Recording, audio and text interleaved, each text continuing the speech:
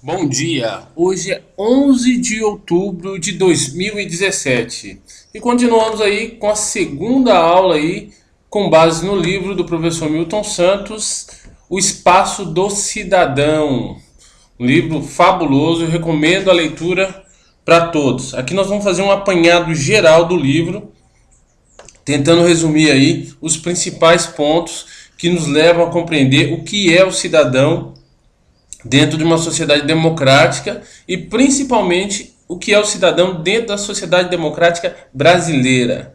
Então, como sempre, o professor Milton Santos é provocador e o primeiro capítulo expressa essa dúvida e essa provocação que ele faz ao leitor. Há cidadãos neste país? Esse questionamento se dá, para quem já leu outras obras do professor Milton Santos, sobre a própria história do território brasileiro. Milton Santos sempre afirmou nos outros livros que o nosso processo de construção social estava inacabado. Ele não havia finalizado nos mesmos termos europeus ou nos mesmos termos americanos. Quando a sociedade começa a evoluir, há uma nova ruptura da ordem e essa ruptura traz um legado anterior que deixa as coisas mais amarradas do que elas deveriam estar, né? Avanços, recuos, avanços e recuos. A história brasileira é repleta disso. Então ele afirma que quando o Brasil começa a se urbanizar, começa a ter uma afirmação da sua democracia, é ao mesmo tempo em que entra o discurso neoliberal. E esse discurso afeta em cheio aquela cidadania, aquela proto-cidadania que estava para começar. Porque o nosso país ainda é cheio, ele é repleto de resquícios de uma era feudal, que nós chamamos aqui no Brasil, mas na Europa é chamada de feudalismo, mas aqui no Brasil nós chamamos de coronelismo, certo? Então, coronelismo, todo mundo já sabe, é aquele domínio, né, cultural, político, econômico, social, que algumas famílias tinham sobre aquelas comunidades mais isoladas do interior do país. Isso continua, é óbvio, é só você olhar para o Congresso e você vai ver que o feudalismo não terminou no Brasil. Ele continua bem expresso lá, e bem expresso no nosso poder executivo, no nosso poder legislativo e no nosso poder judiciário, onde essas três categorias têm direitos, muitos direitos acima das pessoas comuns e poucos deveres em relação a nós, pessoas comuns. Então é nesse ponto que o professor afirmava que essa democracia não se consolidou ainda. Quando ela tem avanços no sentido de tornar igualitário esse processo, aí vem a reação, né? Uma quebra da ruptura da ordem institucional e há retrocessos. Isso é recorrente na história do Brasil. Então, com base nisso, é que ele vai perguntar: há cidadãos nesse país? Quando esse processo estava para avançar, houve um recuo enorme, 30 anos aí, e depois que tem essa nova chance de se consolidar algumas medidas e alguns direitos para avançar essa democracia, a ideia do neoliberalismo entra em cheio na nossa sociedade. Então ele vai afirmar lá: a vitória do consumo como um fim em si mesmo, a supressão da vida comunitária baseada na solidariedade social e sua superposição por sociedades competitivas que comandam a busca do status e não mais de valores. Em tais sociedades corporativas reina a propaganda como fazedora de símbolos, o consumismo como seu portador, a cultura de massas como caldo de cultura fabricado, a burocracia como instrumento e fonte de alienação. Então a sociedade hoje é dominada por isso. Os status que mantêm um cidadão no rol dos bons cidadãos, ou os status, ou os valores que mantêm um cidadão no rol dos maus cidadãos, são totalmente invertidos. Então, hoje o que mantém um cidadão, entre aspas, que na realidade é um consumidor, mas nós chamamos de cidadão, é a sua celebridade, o quanto ele é famoso, o quanto ele alterou os valores e as ordens da sociedade anterior.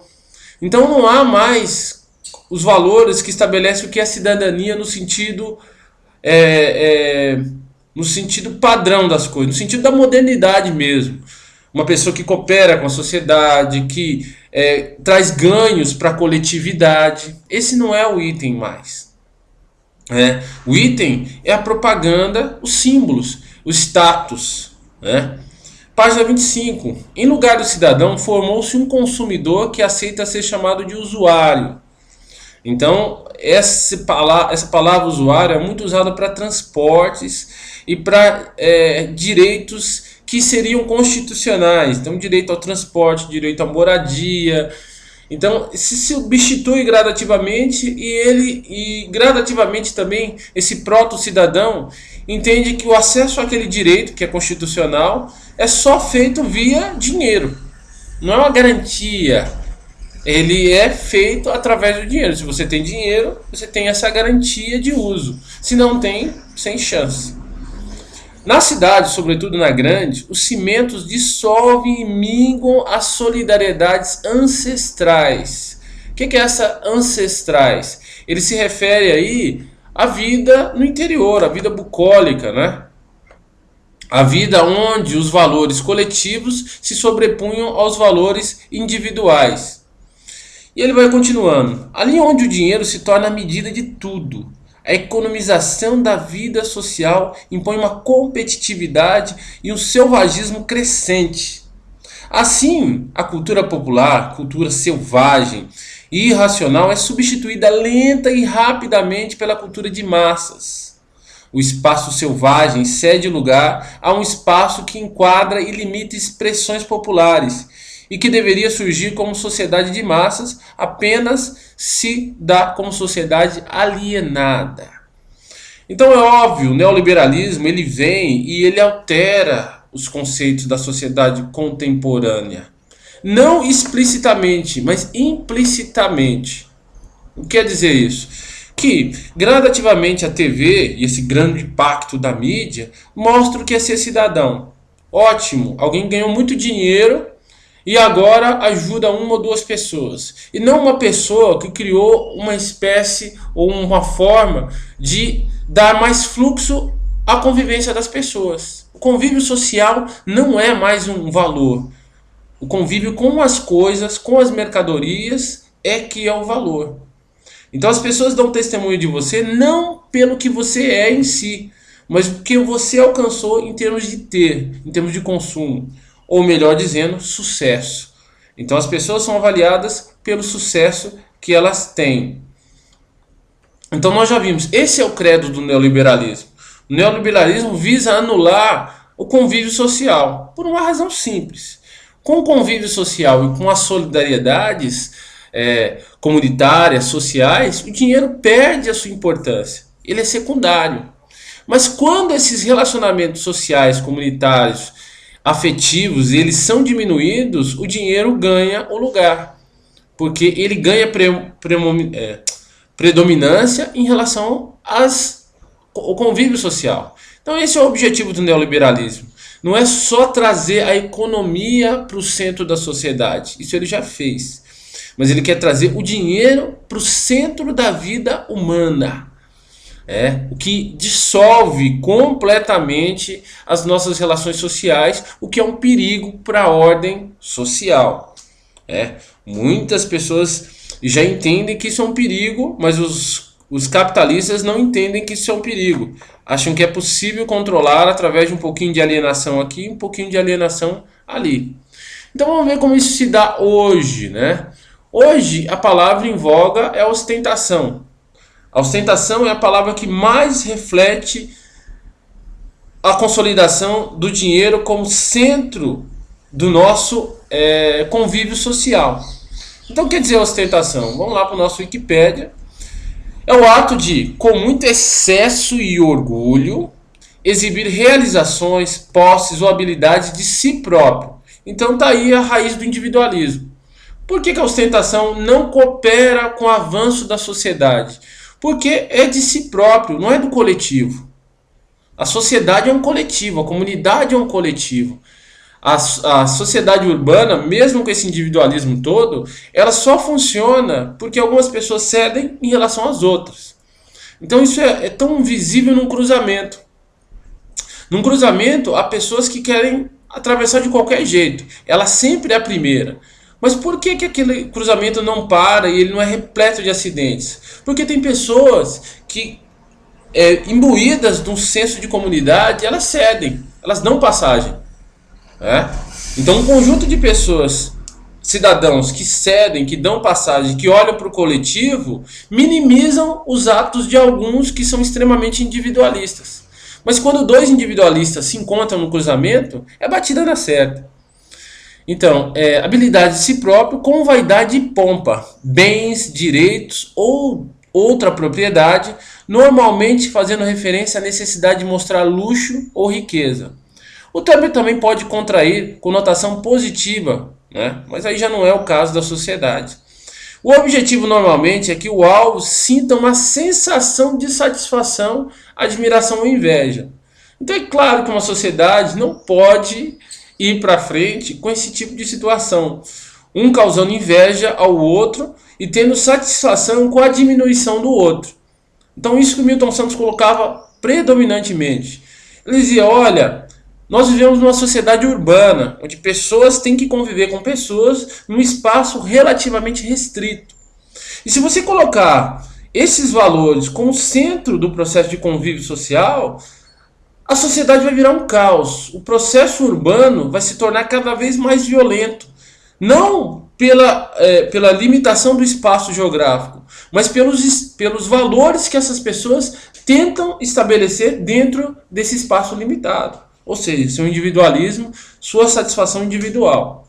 Então Milton Santos caminha para isso? Sim, porque essa pode ser considerada uma filosofia, mas esse tipo de pensamento incide diretamente na urbanização das grandes cidades. A violência não é só causa do desequilíbrio social ou do desequilíbrio econômico, mas do desequilíbrio em relação ao que nós precisamos para viver num coletivo e ao que a sociedade coloca como proeminente, como algo a ser admirado e desejado. Então isso nós podemos ver em várias coisas. Então, por exemplo, vamos pegar na música. Então todo mundo conhece esse grupo aí, Racionais MC.